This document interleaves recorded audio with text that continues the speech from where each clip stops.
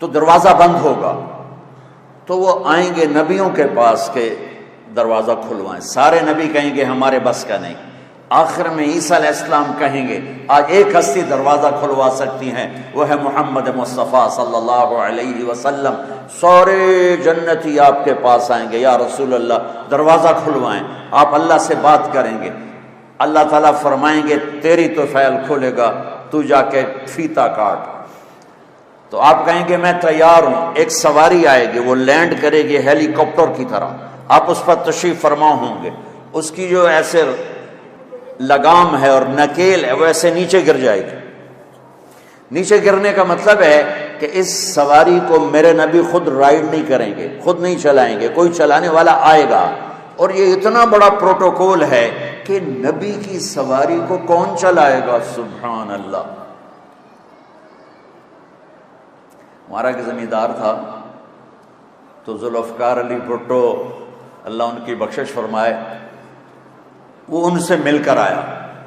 جب وہ واپس آیا تو لوگوں نے آگے دیرے چودھری صاحب کیویں رہی گل؟ اس نے منہ انج پھیر لے۔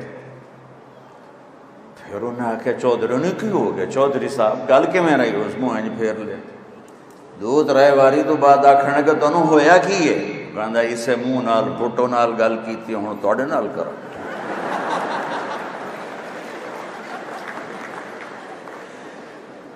کیا تھا؟ پروٹوکول کہ میں وزیر اعظم۔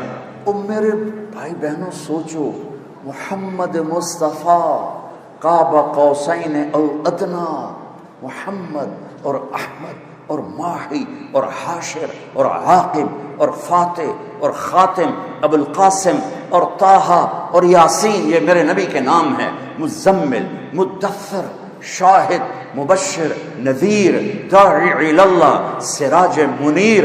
میرے نبی کی پیڑھی آدم تک محفوظ ہے۔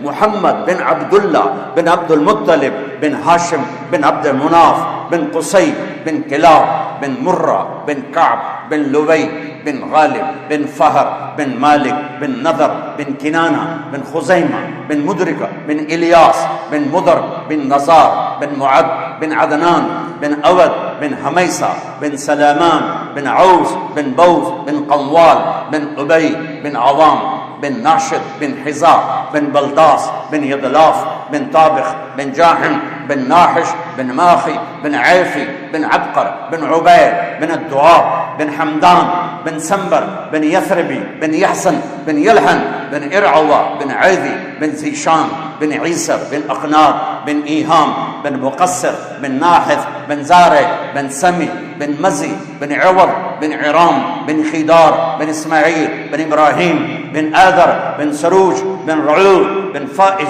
بن عابر بن ارفقشاء بن سام بن نوح بن لامک بن متوشالہ بن ادریس بن یرد بن ملہل ایل بن قینان بن آنوش بن شیس وبن آدم علیہ السلام۔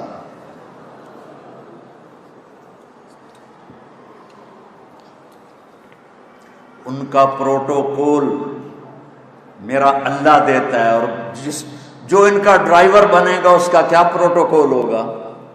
لہذا سارے، تو تمہارا کیمرہ تو نہیں خراب ہوگا، سارے یوں کھڑے ہو جائیں گے، کون ہے کون ہے؟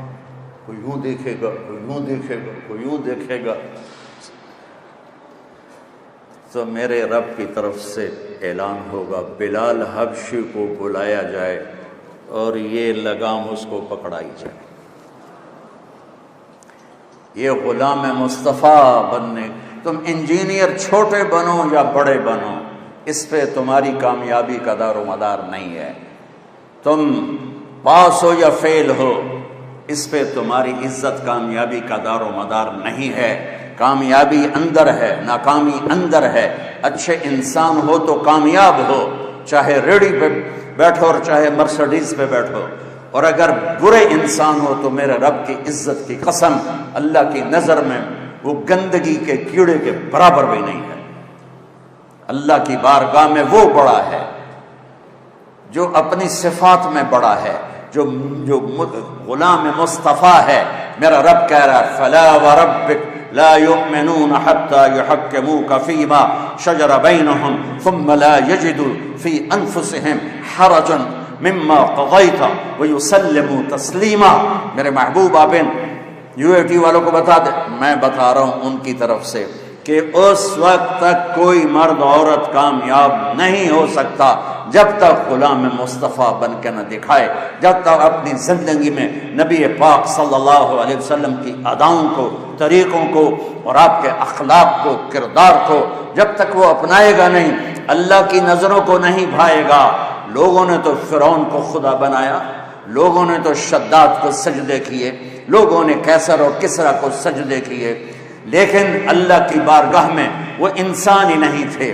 اگر میں اور آپ اس حال میں مرنا چاہتے ہیں کہ دنیا پرسکون گزرے، عزت عافیت سے گزرے اور اللہ بھی راضی ہو جائے، تو میرے عزیزوں، میرے بچوں، میری بچیوں، میری بہنوں، میرے بھائیوں، وہ ساری محنت اندر ہے۔